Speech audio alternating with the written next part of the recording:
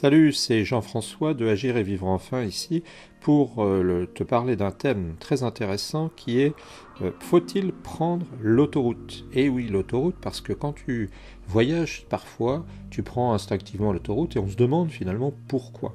Alors, j'ai essayé de lister les raisons pour lesquelles tu dois prendre l'autoroute ou ne pas le prendre, suivant ce que tu préfères, tu verras, tu choisiras, tu seras maître de toi après. Et puis, je voudrais surtout que tu t'abonnes et puis que tu mettes un pouce pour nous aider à aller plus loin. Donc on y va, pourquoi doit-on prendre l'autoroute ou ne pas le prendre? Alors, la première raison que je vois, une des premières raisons que je vois pour prendre l'autoroute, c'est la sécurité. Et oui, parce que ça paraît pas, mais l'autoroute, c'est vraiment une sorte de voie VIP à travers le pays qui te permet, bien entendu, sans stop, sans rond-point, sans rien, d'atteindre un point à un autre le plus directement possible sous forme de voie directe. Donc de ce côté-là, c'est très intéressant parce qu'en fait, au niveau sécurité, tu es sûr que tu vas te ménager, comme je te le dis, une voie sécurisée par rapport à la nationale, puisque c'est souvent l'alternative à l'autoroute, qui est que tu vas avoir des ralentissements, traverser des villages, des villes, etc., etc., etc. Voilà. Alors ça, c'est la première des raisons de sécurité. Il y a moins, au nombre de kilomètres parcourus, il y a moins d'accidents sur l'autoroute.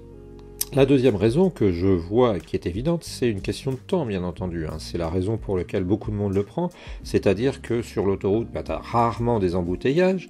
Tu vas te retrouver sur une voie express, tout est fait pour aller vite, quand tu vois comment sont faits les péages qu'on appelle, alors comment ça s'appelle, les péages rapides, là tu sais, eh bien tu vois que les gens s'arrêtent même plus sur les bornes de péage, donc c'est vraiment un moyen d'aller plus vite, gagner 20-30% de temps, ce qui est important, par exemple quand tu pars en vacances et quand tu as un voyage de 10 ou 15 heures, une dizaine d'heures, peut-être pas 15 heures mais 10 heures, ça vaut le coup de gagner 20 ou 30%. La troisième raison, c'est une raison aussi qui paraît pas évidente, mais qui est une raison d'économie mécanique. C'est-à-dire que ta voiture ne va pas souffrir. Je connaissais quelqu'un qui était spécialisé dans l'achat de voitures d'occasion, et qui me disait qu'il préférait acheter des voitures d'ambulance qui avaient fait 100 000 km en 3 ans que la voiture d'un papy qui avait 5 ans mais qui avait 15 000 km et où il a rincé l'embrayage.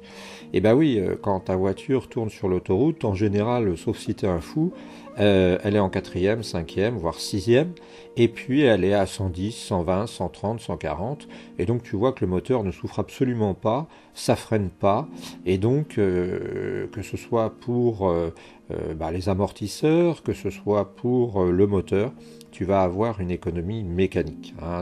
Donc, et la dernière raison, numéro 4, eh bien, c'est le risque de te prendre une prune. C'est-à-dire que quand tu es sur l'autoroute, eh bien, ton risque de te faire avoir au niveau des radars est beaucoup plus petit. Globalement, ils prennent peut-être à 140 ou je ne sais pas, mais en fait, ils vont pas aller te chercher comme quand tu traverses un village. Ça m'est arrivé malheureusement de me faire arrêter en quittant l'autoroute pour faire des économies. Eh bien, je me suis fait attraper dans un village bêtement parce que j'avais pas vu qu'on avait quitté la zone 70 et qu'on était en zone 50. Et là, sur l'autoroute, il n'y a pas de question. Donc, si je résume ces 4 points, que ce soit la sécurité, gain de temps, économie mécanique ou risque de pas te prendre une prune, eh bien, tu as quand même beaucoup d'avantages à prendre l'autoroute. Alors, quand est-ce que c'est valable de ne pas le prendre? C'est valable de ne pas le prendre quand tu as un service presque équivalent gratuit, ça peut arriver. Je connais pas des tronçons spontanément comme ça à dire, mais ça m'est arrivé de prendre, disons, des routes parallèles qui étaient presque aussi bien desservies que l'autoroute.